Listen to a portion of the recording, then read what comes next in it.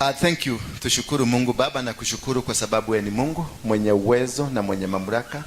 Asante kwa kutuwezesha. Na kuomba tu kanitumia kama chombo nikaweza kuzungumza na watumishi wako hawa ambao wamefika. Wakapate baraka, wafunguliwe kwa mambo yote ambao wanayopitia, waweze kuacha. Najua wewe una uwezo. Ulimfungua Paulo na Sila kutoka korokoroni, na sasa najua hata hawa ndani watawachiliwa. In Jesus name. Somebody say amen. Mwambie kuna foundations. Tell your neighbor there is foundations. Muulize tu, are you through a foundation? Hiyo situation unapitia. Muulize tu, mwangalie. Wacha kuwa kama Mkristo, kama mtu amekombolewa. Muulize, mwangalie hata kama si mtu yako, mwangalie tu, muulize. Ile mambo unapitia sasa, could it be ni foundation? Mambo imekusubua sana, but you don't understand what is this. You have gone to places. I was speaking to a lady in Canada. She has gone to almost every pastor, but nothing is working. Ametoa, kaniambia mimi nimetoa. Na ilishakuwa naambiwa toa bego. Kaka kidogo naambiwa hiyo ni madhabahu. Toa shilingi 30,000 nikuvujie madhabahu. Wakapi wamevujiwa madhabahu hapa. Inua mkono juu, wamefugiwa. Victims of circumstance. Hata hiyo kudanganywa, kuvujiwa madhabahu ni madhabahu. Bwana Yesu asifiwe sana. It cannot happen that unadanganywa mpaka kwa nyumba ya Mungu. Unaweza? Can it happen? You are in the house of the Lord and then unakoniwa ndani ya kwa Mungu. Hapana, you are not in the house of the Lord. It can't happen ati ukuje hapa na unyang'anywe hapa. Kuna kitu imekufuata. Na hiyo kitu hainaga adabu. Unajua shetani hakuogopi na haogopi hata Yesu. Anaogopa damu ya Yesu. Bwana Yesu asifiwe sana. Si alikuta Yesu na akamwambia, "Modo, jiagushe hapa." Kama ya modo, garura mahigama ya matueke mugate. It is written. Hakuwa anaogopa Yesu. Na akamwambia, "Nitakuinua nikuweke pale utazame dunia mzima." Lakini wakati damu ilimwagika, maisha ya shetani ikaisha. Bwana Yesu asifiwe sana. So that is the difference. Kwa hivyo kama haogopi Yesu, wewe ni nani? Tiko mimi niko kwa nyumba ya Mungu.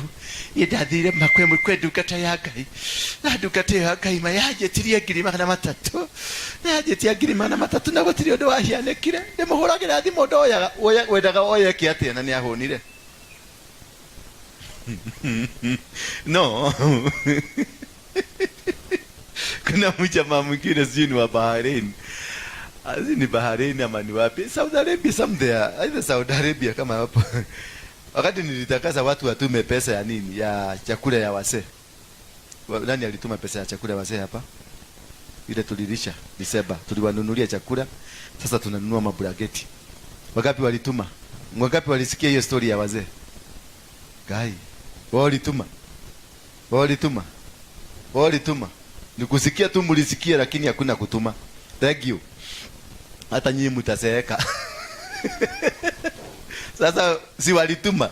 Sasa I think alikuwa na expect tena nitamzungumzia, because ile namba nimepatiana inapelekaga pesa kwa account straight, sio mimi.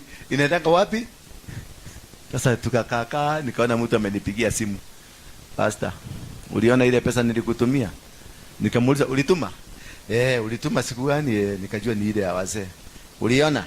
Nikamwambia kwa sababu of course kama niliona, unajua hawezi kupiga simu aniuliza kama niliona kitu, hakuna. Nikamwambia niliona, although sijaona. Lakini kama alituma niliona, si ndio? Sasa nikakaa. Sasa ulisemaje? Nikamuuliza aje. Todo unajua mmezoea kulipa maombi. Sasa alikuwa anataka kudhibitisha ndio nimpatie risiti ya roho. Nimepokea ndio hiyo risiti. Sasa kutoka sasa umepokea. When you send anything, ulete ukuje wekelea madhabahu hapa. Na ni Mungu amekutuma, umefunguliwa. You don't need your pastor. If you heard the voice, wale tulikuwa nao hapa jana, it is only the voice, listening and hearing the voice of God. The rest is history. If you heard God telling you, peleka hizi bulageti kwa hiyo kanisa, na usikie kweli ni Mungu amekutuma, na ufanye hivyo, you are done. You don't need anybody. you don't need even prayers. Only if you did, if you heard. That is the book of Deuteronomy 28.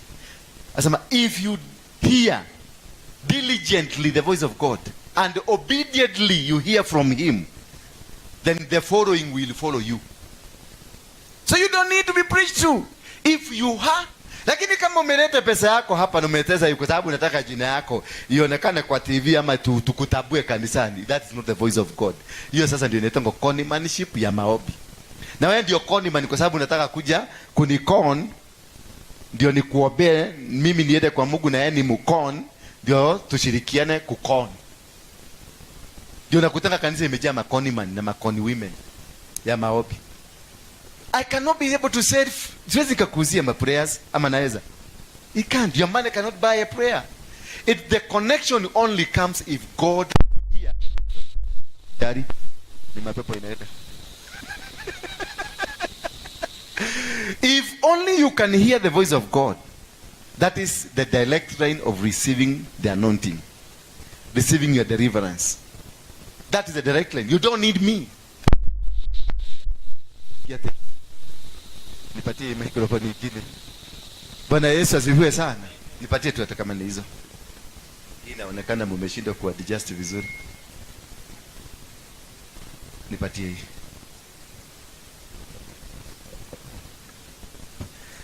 Bwana Yesu asifiwe sana. Then tune this one. Look. So you don't need a touch if you had the voice of God. Wacha tu nikusomee, though that is not where I want to read. Nikusomee because I've been reading this Bible, this hiyo Deuteronomy, mpaka watu wengine wananiuliza kwani hauna kitabu kingine unajua, but because it has the power that you need. And because I meet different people daily, that is why I'm reading it daily. So if you think that is the only verse I know, I know the entire Bible. It is here. Inatokanga kutoka. Number 28 in the verse number 28 nasema, and if you faithfully, sema faithfully, obey the voice of the Lord your God. And turudie baba, hata kama mko na jaa, semeni tu, tuseme tu hii. And if you faithfully obey the voice of the Lord your God, being careful to do all commandments that I command you.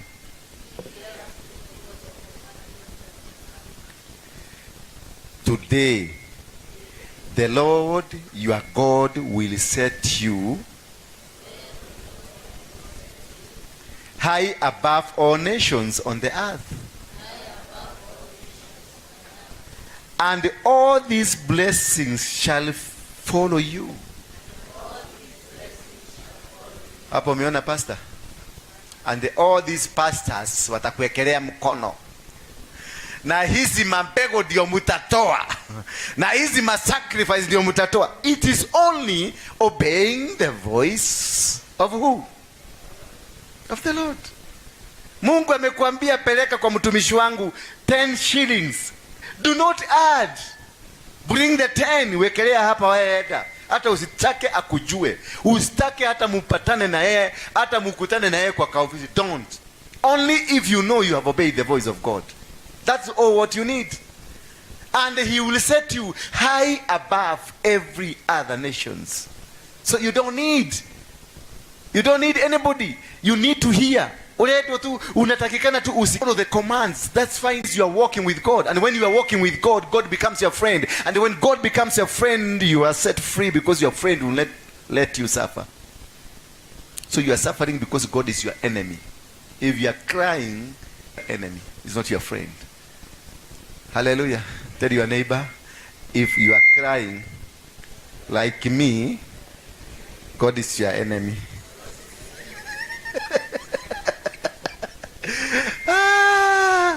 Bwana Yesu asifiwe sana. Sasa nataka tuangalie foundations. Tusome kitabu cha Matendo ya Mtume 16. The chapter 16, and we'll be looking at the life of Paul and Sila. Ndio tuone what is this that is holding hii microphone baba. It's not okay. Nipatie nyingine yako hiyo. Hata tafadhali. Msisituke akisema tu. Unajua kwa 10 zimeenda. Bwana Yesu asifiwe sana. Then chapter number 16, verse number 16, and say, as we were going to the place of prayer, we were met by a slave girl who had a spirit of divination, and brought her owners much gain by fortune telling. As we were going for prayers, tulipokuwa tukienda kwenye maombi, tulikutana na mwanamke ambaye alikuwa ni diviner. How many of you know about diviners? Wangapi wameingia kwa mkono ya diviner? Wangapi wameingia kwenye mikono ya diviner na wanajua how a diviner can do you? A diviner is the most dangerous person you can have in your church. Na ninaomba hiyo roho isikuje hapa. Although inakuanga ikinyemelea mimi sana. Nilipokuwa nikiomba niliona Mungu akikwambia usipokaa hivi utakaa hivi. Na diviner creates division. Diviner has no room for peace.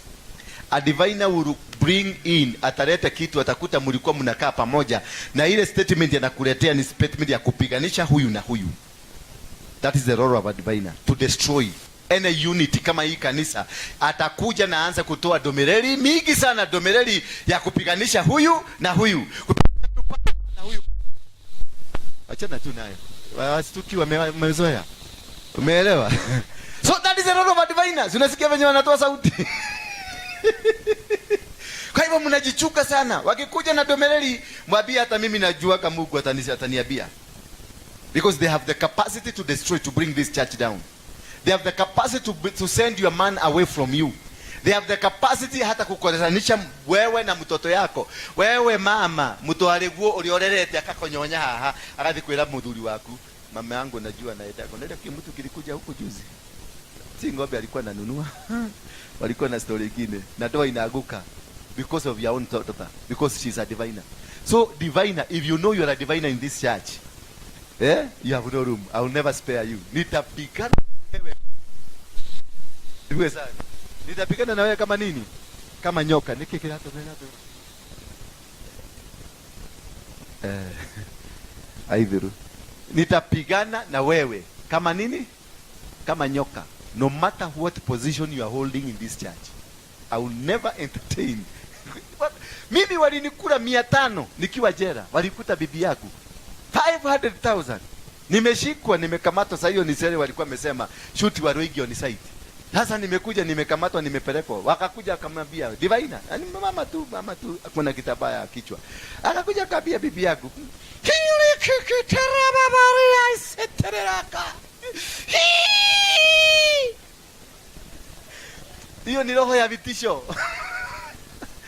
Bibi akaambiwa Bwana atakufa, Bwana atakufa, Bwana atakufa. Hata akasema ile kitu inanikulaga iko kwa nyumba. Wakachukua bibi yangu mpaka kwa nyumba, wakampeleka kwa nyumba. Wakamwambia sasa, bibi, nyumba yangu ni kubwa. Bibi akaambiwa kona ile lala huko chini, ongea na Mungu. Na kila mtu wote kujiseti, walikuwa watu 6. Wakajiseti kwa sababu walikuwa kwako kuna dominion ile kubwa, inahitaji mapowers za watu kama 6 kuja kubomoa hii madhabahu. Bibi yangu akaambiwa sasa tuombe. Akakujwa pale. Wengine wakajikuja. Wengine bedroom marumu zingine na tunyoka twa plastic. Kanyoka kwa bedroom yangu kakaruzo shwa chini ya kitanda. Sasa wakarudi kuomba. Wakaomba kama wana hawa. Wasi wanajua mtego imekila kitu bika. Chule ilikuwa ya plastic na nyoka ya plastic. Zote zikawekwa chini ya kitanda. Alafu sasa wakaliporudi wakashibia na mkeni, sasa roho Bwana anataka kuongea. Wakaambia tushikane mkono. Mama mmoja akasema, "Hii!" Sasa nilikuwa naangalia kwa CCTV kwa sababu yuko hakuwa anajua kuna kwa CCTV. Mama akasema, "Hii!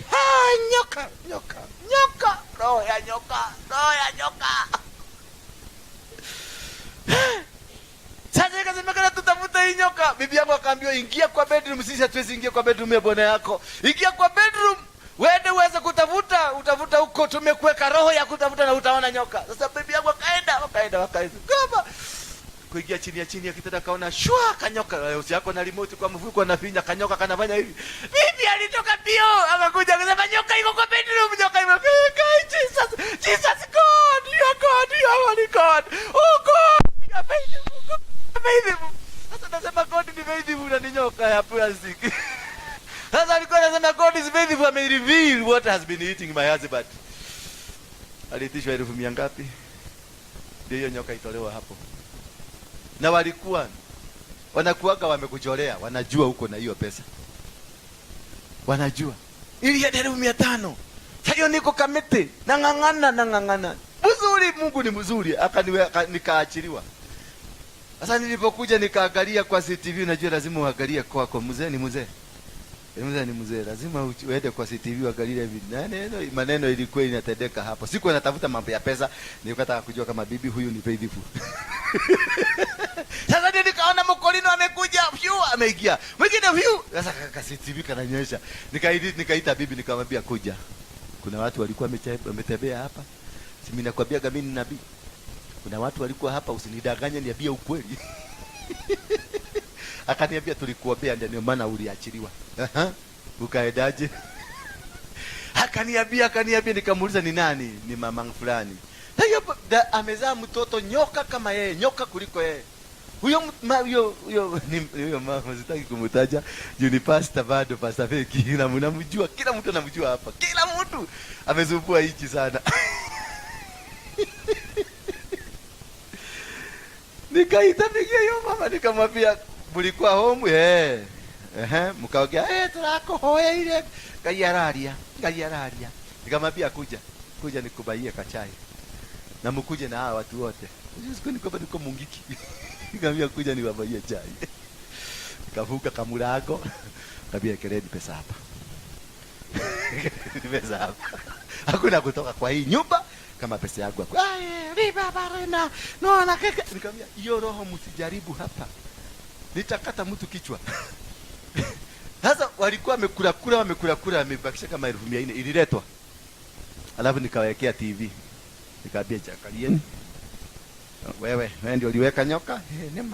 Ni nyoka. Hiyo pastor mmoja alikuwa pale Latema Road. Alikuwa anaitwa Kogara wa Makogara. Bwana Yesu asifiwe sana. Hizo ni zile vitu ambazo zinakuandama in your life, no matter whether you are saved or not. Paulo and Sila walikuwa kwenye. Bwana Yesu asifiwe sana. Paulo na Sila, they had come from prayers, but they met a lady that kept following them. Huyu mwanamke alikuwa anawafuata mpaka akawairritate. Then akamwambia, no, why are you following us? Then this man was producing a lot of profit to the owners. So when you find a diviner, the diviner is not alone. Anakuanga na owner. Bwana Yesu asifiwe sana. Ene diviner anakuanga na owner. Akikuja kanisani hapa, hakujagi kati yeye kwa sababu amekuja genuinely, anakujaga kwa sababu kuna mtu amemtuma, nenda huko tufanyie kazi. Akikuja kwako katakuja kama ni kahauzi karo, lakini si kahauzi karo, ni mtu mkubwa kukuliko. Katika ulimwengu wa dunia, wa mbinguni na huko duniani, anajulikana, this is somebody who is very powerful. Because akona power. Anakuja baka anapenya na anachukua leadership ya kanisa. Na mnakaa sasa mnaonaga yeye ndiye anakuwa na akili mzuri. Lakini si akili mzuri. Huyu mtu ametumwa. Ako on mission. Bwana Yesu asifiwe sana. Na nyinyi mnapenda hiyo. Rika kaka. Ria popopo. Ronoko tatata. Hiyo ndio mnapenda sana. Kwa sababu hamtaki kukaa chini mfundishwe neno. Hamutaki, mnataka kununua miracle kwa sababu you are busy. Unataka kurudi kwa kazi yako. Lakini ujue kila kitu unachofanya katika ulimwengu huu, it is based on the word of God. There is nothing. Any word I'm speaking, prove it from the Bible. Let it be proved from the Bible. Nikikuprofesia, any prophetic word I release must be grounded on the word of God. If there is no word of God, then that is not the word of God. Anything that you know the Bible, test every spirit. Even me, I'm speaking to you here. Don't rush. No, don't rush on me. Take your time. Pray over the situation. Ask God, is this man from you? Bwana Yesu asifiwe sana. Ask God first. Wacha kukimbia tu kwa sababu umeona mtu hapa alipona hapa. Unajuaje kama tulikuwa na plani na yeye? Lakini kwa sababu unataka miracle. Gai Jehova. Hapo ndio mnakimbia mara moja. Miracle huko ndio kuna miracle. Unasikia watu wanahama kanisa hii. Ukiangalia wale walikuwa kwa Moiro utawakuta ndio walienda kwa Wajiro wakati Moiro alishuka. Wajiro waliposhuka wakakimbia kwa Ng'ang'a huyu. Kutoka kwa Ng'ang'a huyu the same group of people rotating, wanafanyanga rotational, because your interest is not being sat down to be taught the word of God. Your interest is picking the miracle, you go. Wakati Waruinge walijua ni miracle mnataka, wakaenda hapa Tanzania Shinyanga, wakanunua mapete, wakanunua manini, akikuja anafanya mnaona nyinyi wote mnaanguka. Unatoka hapo unagaragara. Ukienda nyumbani unakuta shida, ulikuwa na nakuta uko nyumbani na kuuliza umemalizana na pastor? Kuja tuendelee na safari. Bwana Yesu asifiwe sana. Lazima mbadilishe this character. Mbadilishe behavior ambayo mko nayo wa Kristo. Ambia Mkristo mwenzako tabia yako lazima uchange sasa. Mwambie mambo ya miracle tuachane nayo. Tutafute Mungu.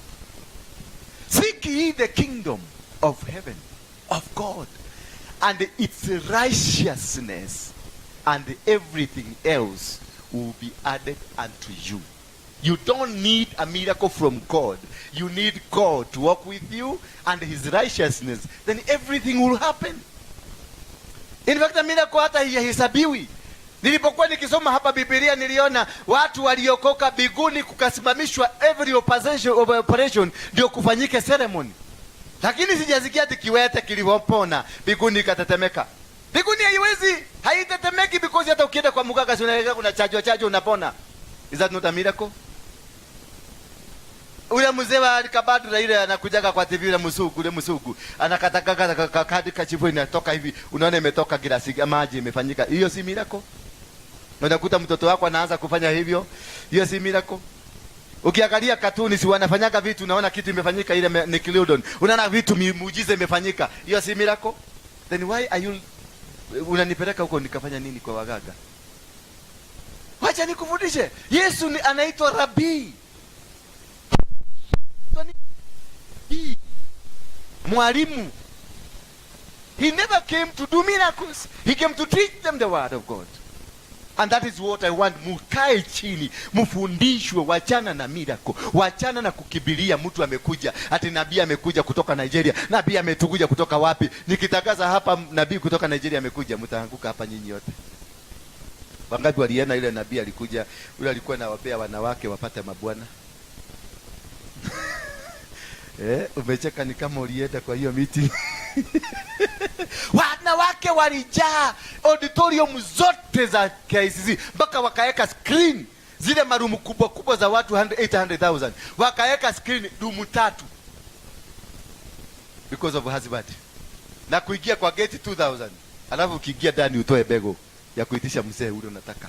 Hasa anakuambia describe the man you want. Chocolate, water, toro and handsome and driving. Baka sahi niko na wanawake 6 najua. Saizi they are desperate. Maombi wanafanya Lord, any man can do. Any man can do. But those days they were very specific. I want a tall, dark and handsome, driving and owning a house. Sasa unataka tall, dark and handsome, driving and owning a house. Unajua hiyo house ilitoka wapi? Do you know where the house came from? Do you know where the car came from? Do you know this man, yes, is dressed nicely. Unaona nimevaa vizuri. Do you know the cost ambao nimepitia? What kind of a cost have I paid? Hallelujah. Ati nana msichana ni mrembo na sasa huyo ni kwenda, huyo ni huyo digetiga. Digeza nyoroke ogwa nyoroketeri. Unajua pahali amepitia. Ile cost amelipa. And you want just shortcut, you want kwenda kuruka kwa mesa, hujui chakula imetengenezwa na nini. Unaingia kwa mesa na unaanza kukula. Dakika kidogo nasikia tumbo imevura. Ama dakika kidogo naambiwa sasa si umekula, tupatie mama yako. Na hivyo ndivyo watu wameingia kwa Illuminati. Because you want this shortcut, not understanding where is this miracle coming from. You must know. Whatever I'm performing here, you must be able to know where is this miracle coming from. Whose I am sent by who? Bwana Yesu asifiwe sana. I am a pastor sent by who? Because kuna pastor wamekuzimu. My friend pale alikuwa ule ni Fred yangu. Alikuwa kwa Illuminati, amerikuruti mapasta huko Mombasa. Wako kwa Illuminati sasa hivi. Na huyo pastor akishika hawakatazagwi kuiba kuhubiri na Bible. Hawakatazagi kusema jina ya Yesu because kuna Yesu Josto na kuna Yesu. Yeah. wako. Lakini kwa sababu hutaki kujua, you want a miracle, you want to pick miracle yako, unapiki miracle yako. Lakini ule amerecruit na alitoa damu. Bwana Yesu asifiwe sana. And that is why we are lost. That is why umeenda kanisa hii, umeenda. Sasa unataka kuniambia umetoka kwa Harrison saizi. Mimi babangu ni Harrison. Si ndio? Saizi nimepitia huko, nimemsalimia, nimemwambia dadi ko hujia. Huyo ndio baba yangu ya kiroho. Umetoka kwa Harrison ukakuja hapa. Na kabla kwa Harrison ulikuwa kwa Nganga James, ukaitwa Matuta, ukatoka huko kaenda huko. Kabla hapo ulikuwa kwa Wairimu, ukaitwa nini, ukatoka huko ukakuja huko. Sasa what do you expect from me? Hello? Do you expect anything from me? Unakuja tu kunitest, unisimu na nisimu na niangalia na kajicho kamoja na niangalia. Unasema huyo bado hajakuwa kiroho, hajakuwa kiroho.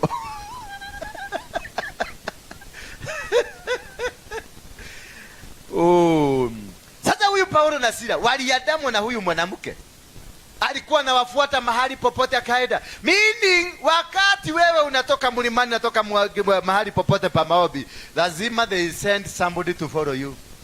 And that is the failure that happens in your life, because you are not told that these people will follow you. Ukikokoka, you are not told that once you get saved, umetoka kwa mikono yao.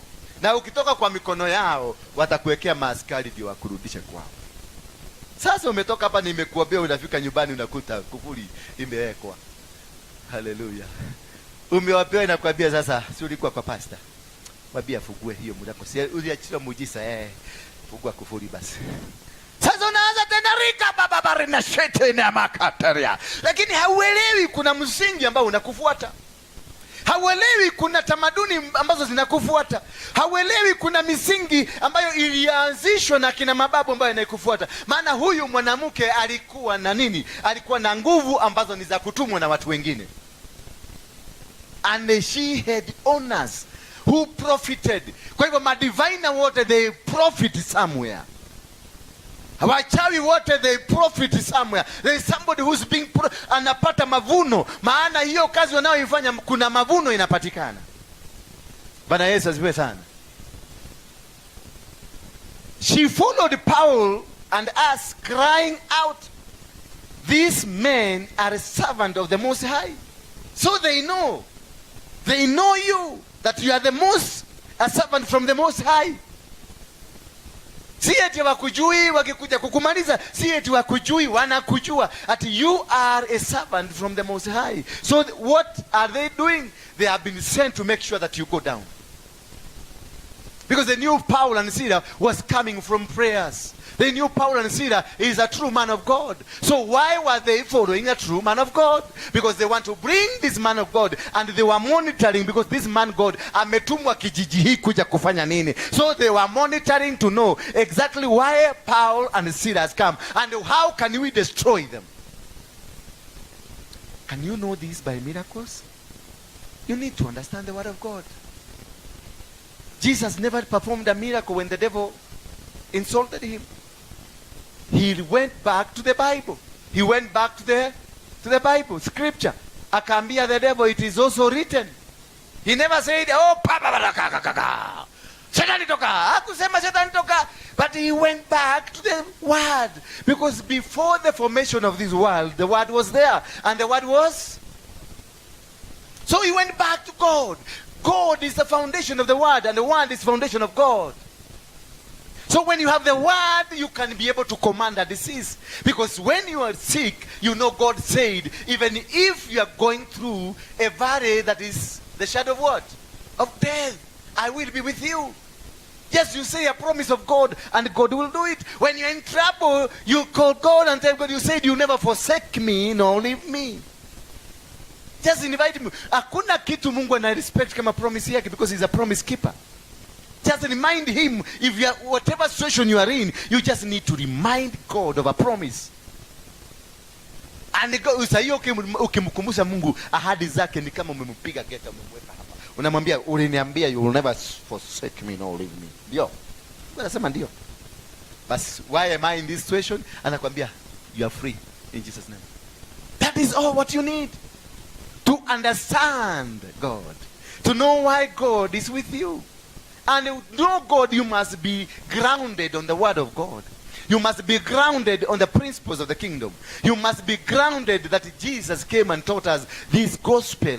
You must know that we do not drive ourselves. We not live on miracles. We live on the word of God. The foundation of whatever you are doing is the word of God. When I was in Mungiki, most of my clients, top clients ambao walikuwa wananiletea pesa, they were pastors and bishops. Sasa niambie, kama pastor, mimi walikuwa wananiletea chakula, ile mumetoa mehodhi, mimi ndio nilikuwa naletewa. Na wewe blindly, because you don't know, you don't want to study the word of God, pesa yako inaletewa na kula. That laziness of a Christian, because Christians are the laziest creatures on earth. Laziest. All what you want is a miracle. All what you want is kuna watu wananipigia simu, wananiambia aliokigo kimwe tu. Nicho wewe ni yake yara hodra kai yara ga ukohodra nike. Ati aliokigo kimwe tu. Unaenda kota kijira guheshiugo ithatu inya cia Ngai. Nikwambie soma kitabu fulani na kisoma kitabu fulani itawachiliwa huru. Unataka tukio kimoja utapona. Hivyo tu unasikia mtu amen amen amen. Wacha nikutumia kitu, nakwambia wachana hiyo kitu yako kana kwenda kukule mandasi. Because automatically umenigeuza nimekuwa miracle seller. And she followed Paul and us crying. She followed Paul and us crying out, these men are the most servants of the Most High God, who proclaim to you the way of salvation. So they know you. And this she kept doing for many days. Paul, having become greatly annoyed, turned and said to the spirit, I command you in the name of Jesus Christ to come out of her. And it came out that very hour. So the spirit that is following you is not a yesterday spirit. Paul and Sila waliendelea kufuatwa na huyu mwanamke for many days. So whatever that has been haunting you, it has been in for many days. But because these men came, they are the most men from God, they were able to detect and to know this woman is not right. And they commanded the spirit that was in this woman, come out in the name of Jesus Christ. And the spirit came out that very hour. It came out. And because of that command, the owners of this woman, the owner of this spirit, came up and arrested Paul and Sila.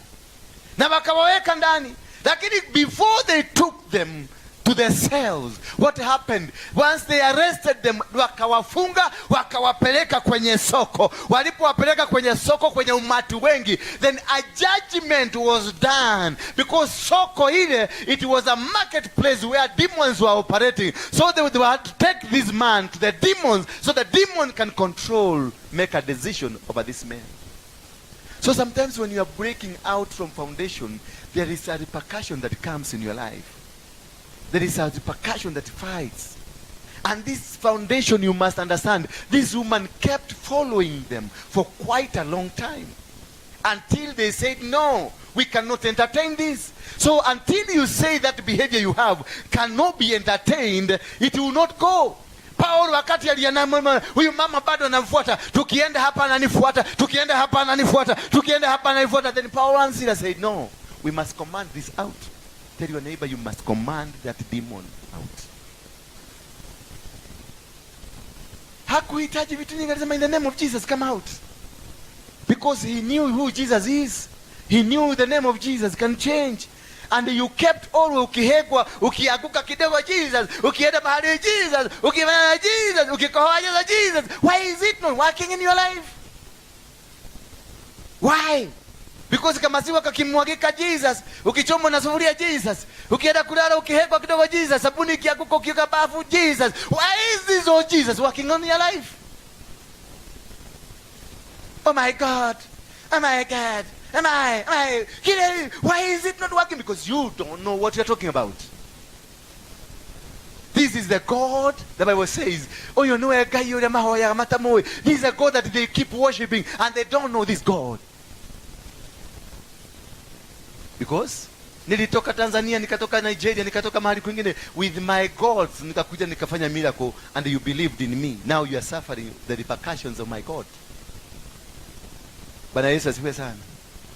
Are we together up there? Verse 19.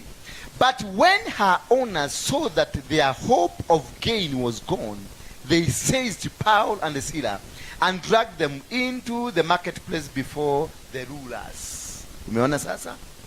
So whatever that is holding you, kuna viongozi, there is a power behind. So every demon, every authority that is against you, there is a power behind it. Every disease that is working in your life, there is a power behind it. Every misfortune, kama ni marriage blockages, ama ni death, premature death, there is a power, there is a ruler, there is a king that rules over your life. That's a king that rules over your business. That's a king that rules over your family. Bwana Yesu asifiwe sana. That is what they took them, they arrested them and took them to the marketplace where the rulers were. So these rulers are the owners of their people arresting Paul, the owner of this woman, and many other things. Meaning that village was ruled by a certain power. That is why when you start every business, when you go to any village, mahali popote, before you do anything, before you start a business, fanya kitu inaitwa spiritual mapping. Bwana Yesu asifiwe sana. Sio kukuja kamukoji kwa sababu unaona matagi zimewekwa na unaanza na unakomboa kiwaje yako na unaweka matagi hapo. No. Understand what kind of gods that are operating here. What kind of spirit ambazo zinafanya kazi hapa. Who is controlling in the spiritual realm? Who is controlling? Which kind of a territory is it? You must be able to understand the territory that you mekuja spiritually, not physically. Before you make any move and before you go anywhere, you must be able to understand what kind of gods, what kind of spirit, what kind of forefathers that were here, so that you may be able to do a spiritual mapping to be able to understand what kind of altars that speak in this area. You get married, just don't get because uliona kimwanaume ni kirefu ni kizuri na mwanamke ni mzuri ameundika na figure 8 mzuri. Alafu nasema nilipata kasichana kazuri na kashika unapeleka dadi nenda rasidi yako hika. Ndio yako hika. How? Wazee wa zamani walikuwa natumana nenda kwa hiyo nyumba. Unakuja unapiga ripoti, mimi nachagua wazee kama hawa wanakuja kuchunguza kwenu. Wewe ni mwamuhereka gani? Tabia yenu ni gani? Mnafanyaga aje? Mnakaa aje? Watu wa zamani they used to do spiritual mapping. Lakini sasa naputa mama kama huyu na ujui kama ni mama mchawi ama mganga. Lakini kwa sababu ni sura mzuri, nafika ni mzuri. Oh mami. Woniwe nile. Na kwa sababu mama mwana wa siku hizi wanajua kuogea. Umetengeneza? Na kwa sababu wanajua kuogea. Kwa sababu wanajua kuogea vizuri, wanajua kuogea vizuri. Mama anasema, mwili tuzimene mwega. Unalia mam nidashiria nitrakire nadiatrachamanie na mwanakyayo waki nadiatrashiria tuhikanie na mam niko gwakira kanyumba. Sasa mama kisikia kanyumba inajengwa kwa sababu kanyumba ni ya matope. Hajui kama msichana ni kavuli mason ni kadeva worshiper. Kamekujia mtoto. Mama anajengewa nyumba with a covenant ya huko. Mama anafanywa kila kitu with a covenant ya huko. Sasa unaanza kuona vifo zinaanza kukuja. Magonjwa inakuja. Because of what? That woman that came in your house. That man that you married. Kwa sababu alikuwa anaendesha Jehova. Kwa sababu alikuwa anajikaa nyumba mzuri. But you don't want to know. Hii nyumba amejega, ametoa wapi pesa ya kujega hii nyumba? Hii gari anaendesha ni ya milioni 10. Nyumba ni ya milioni 50. Hii maisha anaishi ni maisha kubwa. Anatoaga wapi hii pesa? Why ameraise kuliko wengine aje? So do your spiritual mapping. Sisemi msajirike, lakini understand the wealth. Hiyo pesa mtu akanao, understand it. Try to do a research. Go on your knees, piga magoti chini ulize, what could be the source of this money? And if from God, enjoying yourself with it, hata wewe utajirike mkue mtembelea pamoja. Lakini sasa understand, wakati wa Masai walikuja wakasema Nairobi ni yao, wakaipatia jina inaitwa Nairobi Engare. Walichinja mambuzi na mang'ombe, wakatoa sacrifice, and that's why even today ng'ombe zao zinakula nyasi town katikati. Na Sakaja hawezi ulisa. Peleka yako. Utakutana nao Daguleti pale Daguleti kona. Iki huko. Utakutana naye huko. Ndio kwa maana wanatembea na mapanga na marungu kwa barabara, inaitwa traditional artifacts. Hizo ni si silaha. Kwa Masai si silaha. Wewe Mgikuyu mzee, beba ruhiu rwa njora, fuga hapa, tembea. Uone kama utaenda step 5. Na utashikwa na utastakiwa kubeba silaha hatari. Lakini kwa Masai ni vitu za kitamaduni. Kwa nini? They own Nairobi. It is only Masai zamani, sasa ndio ameanza kuleta Wakikuyu, lakini imekataa kuingia parliament. Masai ndio anaobaga tu master parliament. Wengine ni Chebukati wa Bukara. Na huyo mwingine ni wa Catholic, wakuja waombe session ya bunge. Na huyo mwingine halo baada ya bunge amevaa ngozi ya ng'ombe. Wao wanaume wengine wote ndani ya bunge wamevaa tai, na huwezi kuruhusiwa bila tai na suti. Lakini yule ameingia ndani na ng'ombe, ngozi ya ng'ombe, na anakaa huko na ng'ombe yao inakula town, ije kwa sakaja ofisi. Na hakuna mtu anaweza kuiuliza kwa nini. Ile madhabahu walijenga Nairobi, wakijenga Nairobi, wakifanya Nairobi, ile madhabahu bado inawapigania. And they are clever, mnawaitaga wajiga. Masai mnaitaga wajiga. Angalia Msugu anaingia ndege, papa silikuja kuona Masai na wanyama. Mimi kusikia Msugu anapanda ndege kuja kuona Wakikuyu, na ndivyo mnajifanya kama werefu. Hakuna. Hakuna. Lakini Msugu anapanda ndege anakuja Masai Mara kuona Wamasai. Because their culture has a power to bring. And when they had brought them to the magistrate, they said, these men are a Jew and they are disturbing our city. And when walimleta, wamempeleka kwenye soko, walipelekwa ndani ya soko. Wakiwa kwenye soko, hapo ndio judgment ilitolewa. Kwa hivyo wakati wamekukamata, there is a judgment that is set against you. Wakaita magistrate. Kwa hivyo kwenye for anywhere where there is a stronghold, there is a magistrate. There is a ruler and a magistrate. Na hizo rulers na magistrate ndio wanakutoleanga hukumu. Hiyo matatizo unapitia ndizo wanafanyanga hukumu ambazo unazipitia sasa. Bwana Yesu asifiwe sana. And that's why they see, because the magistrate akakuja na akatoa hukumu. Wamechapwa bado wakatolewa hukumu, wakafungwa, wakawekwa ndani. They were dragged, wakazungushwa, wakiambiwa, these are the men and women who are disturbing our city. I don't know whether you've ever have. Umeokoka wakati sasa umetoa dhabihu ya kupigania familia yenu. That is when kuta familia mzima inakuinukia. Mpaka unaitwa mchawi. Unaenda Katoroni ama unaenda Heaven's Gate. Unaomba for 40 days and 40 nights ukiombea familia yenu. Ukirudi nyumbani unaitwa devil worshipper.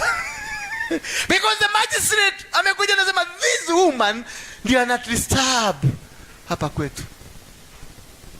Umejitokeza kabisa. Angalia Musa alipozaliwa tu, they send their people to go and kill this boy until this boy was hidden somewhere. Wakakuja wakamchukua. Jesus was hidden in Egypt until the king died. Hallelujah. Lazima when you start the real process of fighting the demon that rules in your family, lazima watakuinukia, watajaribu kukupiga. But if you're with God, you will win the battle. Kuitingiza misingi ya familia na misingi yako yote, there must be something that has go down. There must be something that has been destroyed. And it cannot be destroyed without your capacity, your power, your authority, your will to do, your will to make things happen. And you must be genuine and sincere. These men, Paul and Silas, they were coming from prayers. They had gone for prayers. They had gone to seek God. So it doesn't matter if you have gone to seek God, anything, prepare it. Wakati Yesu alitoka for 40 nights and 40 days of prayers, the first encounter alikuwa shetani.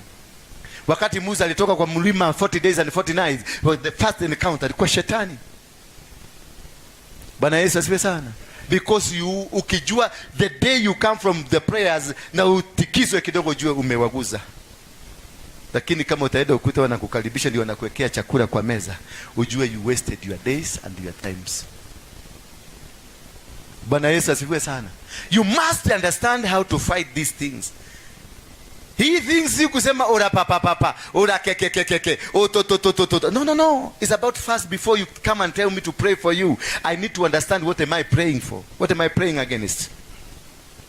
ati niombea tu baba pastor niombea oera tu kigo kemwe tu kigo kiaki juge ki niseme nini what are we doing?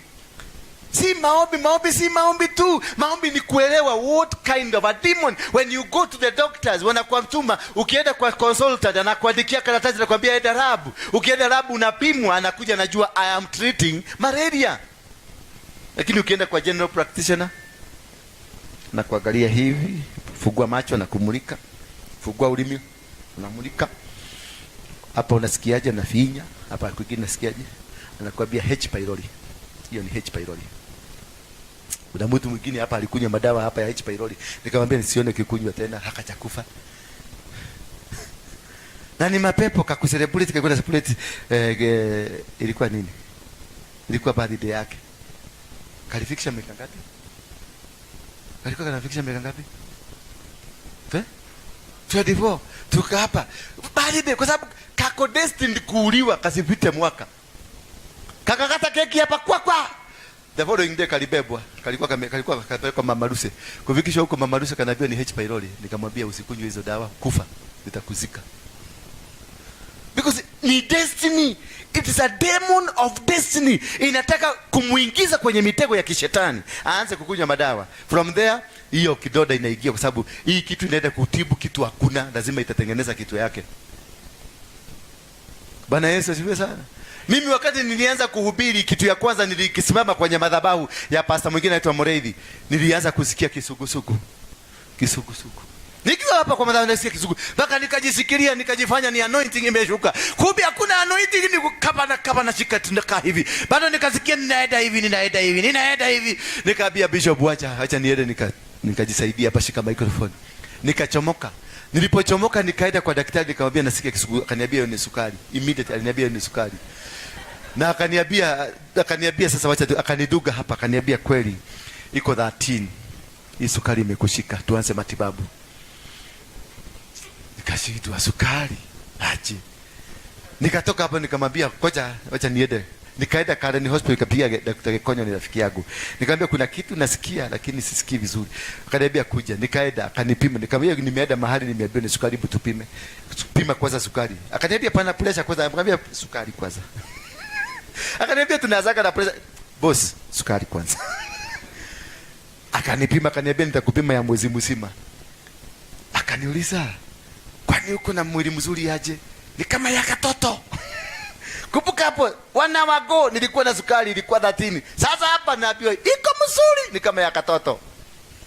Sasa tukutubi akanipima hizo vingine, nikamwambia pima ile kitu yote inapima kwa pima sasa. Wakapima, nikakuwa mzuri. Sasa hii nyingine tena nikarudi kanisani.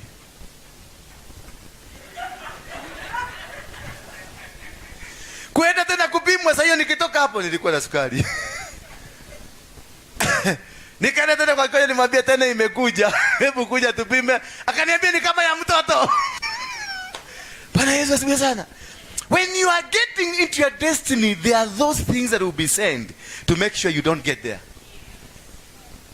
And you should not be get worried. Usibabaike when you are usikie that I'm getting into where I'm supposed to be. Don't be worried.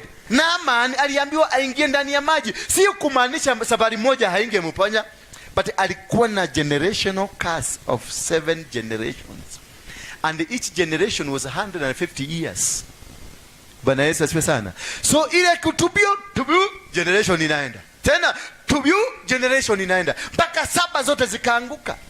Lakini unataka moja na ile demon inakufuata ni aguka. But if you knew the word and know that I'm not going to die, I'm going to live, that is enough. You don't need your pastor. Having received this order, verse number 24, he put them into the inner prison and fastened their feet and the stocks. Baada ya order, shetani sasa amekukamata. Confession zako zote zimekupeleka kwa shetani. Madhambi zako zote zimekupeleka kwa shetani. They arrest you and take you to the inner part of the prison. Hapo ndio nakuwako umekufa moyo, ni shanashi kwa dio die gashi tigatia no akwelile wana kufukia Hasa hapo ndio una confess matatizo yote, ndio unasema, unaiba ile kawibo ya Wakikuyu, mutheni wa Ngai aturagio ni Ngai. Sasa unaanza kuiba kaibo kwa bana, ushaingia huko kwa umejiita mutheni. Mimi si mutheni, hiyo kaibo usiwahi kulete hapa. Wengine hapa naita Beatrice alituibia ingine. Ni siri ya machozi haya wewe. Sasa alikuwa na expect tuimbe hiyo wimbo. Wewe nataka tuimbe ile tuinero bora. Na wewe ndio unajua siri ya machozi. Wewe ndio unajua mnaulizana nini na Mungu. Angalia. Siri ya machozi haya ni wewe wajua. Ni mwimbaji ndiye anajua ni nini anaibia. Yeye ndiye alilia. Si mimi yote kuniletea hiyo wimbo. Sasa utaniita hiyo wimbo na sasa nianza kuingia kwa hiyo matatizo yako kwa sababu I have to. Ni kama watu tunaobaka Mungu wa Jakobo, wa Elijah na Musa na Musa. You need to understand. Mungu wa Jakobo ni mgani na Mungu wa Joshua ni mgani? Na Mungu wa Musa ni mgani?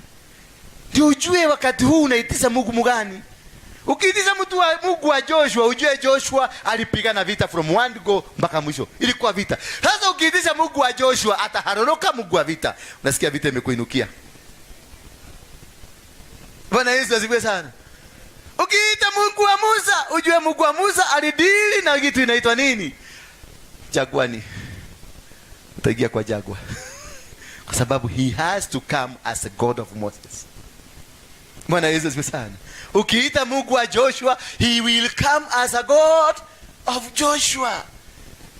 God, Mungu anabadilika kulingana na situation. Which situation are you in?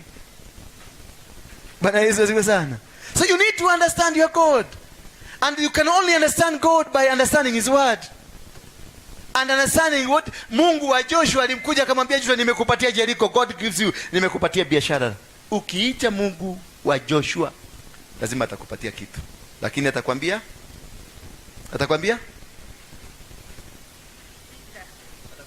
Ujiandae kwa vita.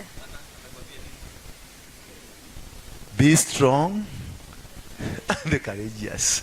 Nimekupatia supermarket, lakini be strong, ujue from word go vita. Although utatoboa, lakini ni kwa vita. Ndio nakutaka kanisani kila siku. Hata kama hivyo unakolewa kayalio geteine. Vita. Ukianzisha marriage yako na Mungu wa Joshua, vita. Mkiorumagio tabosho. You have to win. Ukiita Mungu wa Musa, unajua Musa ni kutoa watu kwenye utumwa. Upitie, lazima utapitia kwenye jangwa. At some point lazima utapitia kwenye jangwa. Hallelujah. Lakini Mungu ni nani? Aitwe Mungu. Wacheni Mungu. Aitwe Mungu.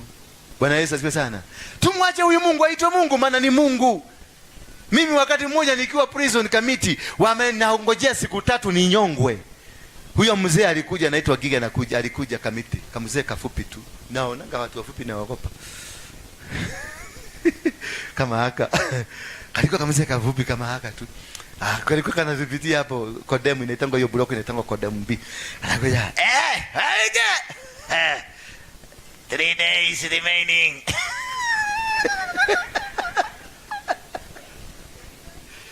Na mimi namwambia mimi sikuwa nimeokoka, nilikuwa naiba. Sasa nilifanya wizi mkubwa sasa nikiwa ndani. Ni sasa utili hiko didaya. Pesa nyingi tadi mudanya. Hiyo na ngojea siku ya kukufa. Niliiba pesa mingi. 150 million. Ushaandikiwa kama message. Kuna mzigo inatoka Mombasa. Ni mimi nilituga. Angalia huyu. Ulinyang'anywa ngapi pesa ngapi? Watu nyiwa shikana.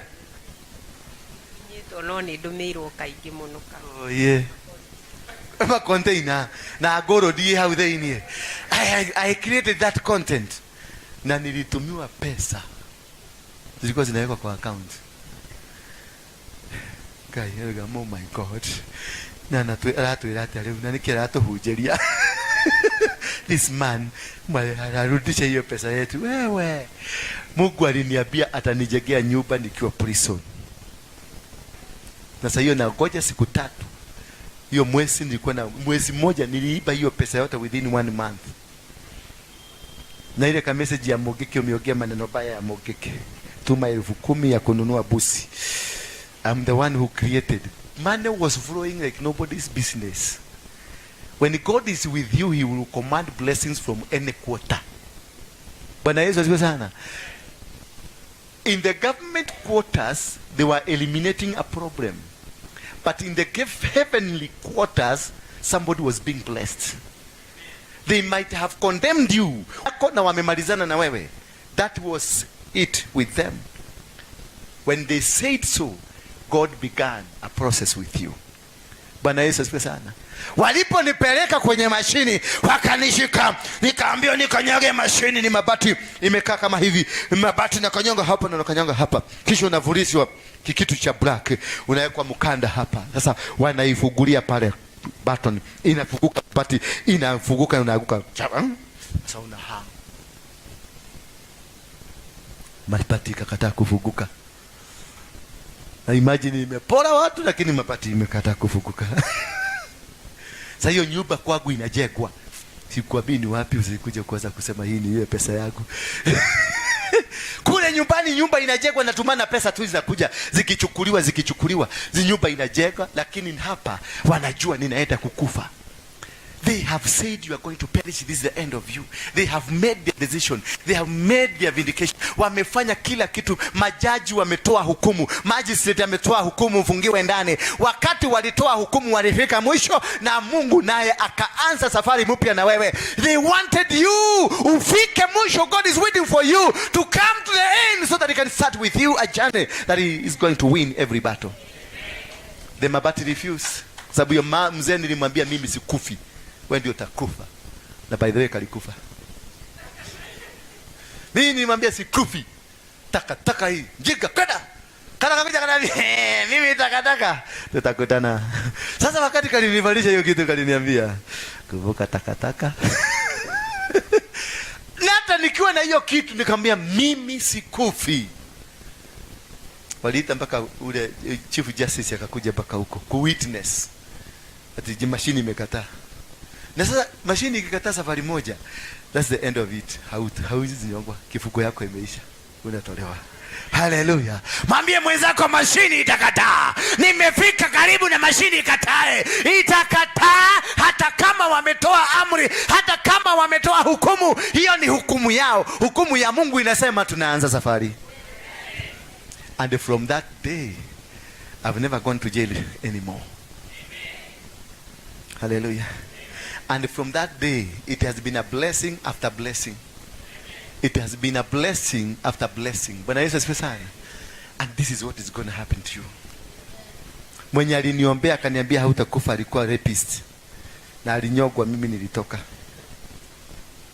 Alinyogwa. Mwenye aliniombea akaniprofesaia, utakufa. Na mimi sikuwa nimeokoka, alikuwa ananiambia kwa jina ya Yesu, na mimi nakwambia kwa Mungu angekoyo na mobi.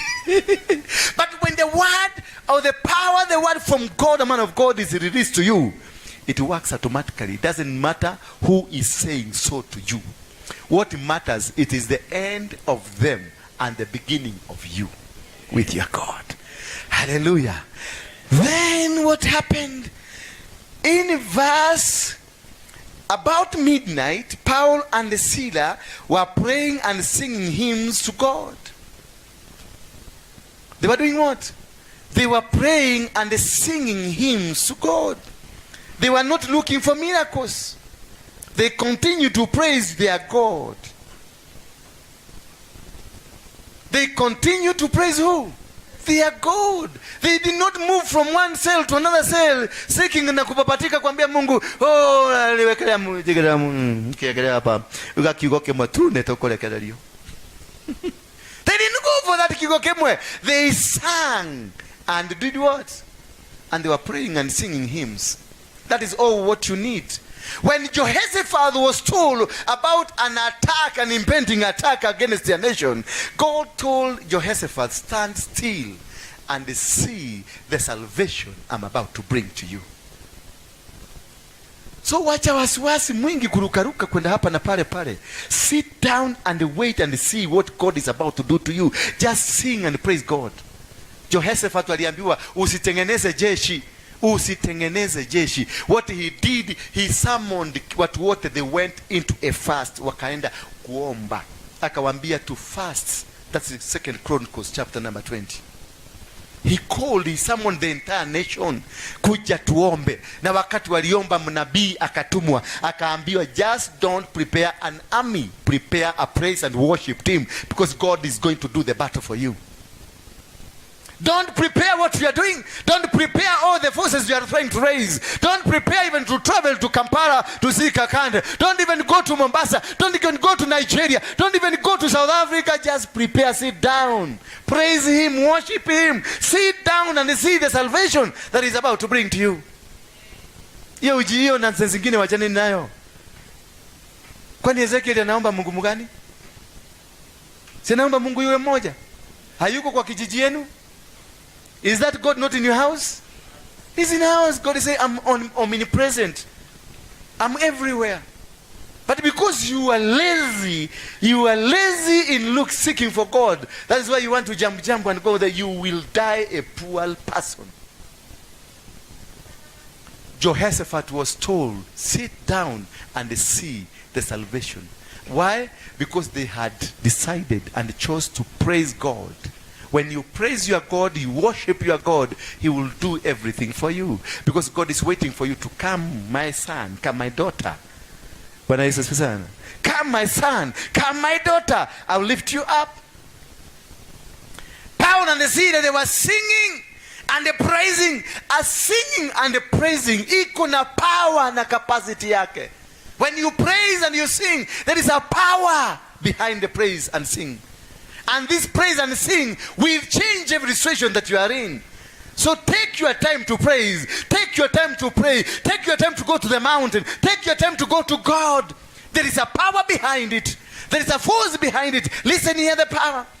And as they were singing hymns to God, and the prisoners were listening to them, and suddenly there was a great earthquake, that the foundations of the prison were shaken. So if you praise and sing, there is a certain thing that is going to happen to you that will shake the foundation of what that has been holding you. The prison was shaken. So before you say I'm saved, you must shake the foundation of your life. Before you say I've won the battle, you must be able to shake the foundation. Before you do anything, you must be able to shake the foundation of your family, shake the foundation of your business, shake the foundation of your husband, your wife. Before you move, the foundation must be shaken.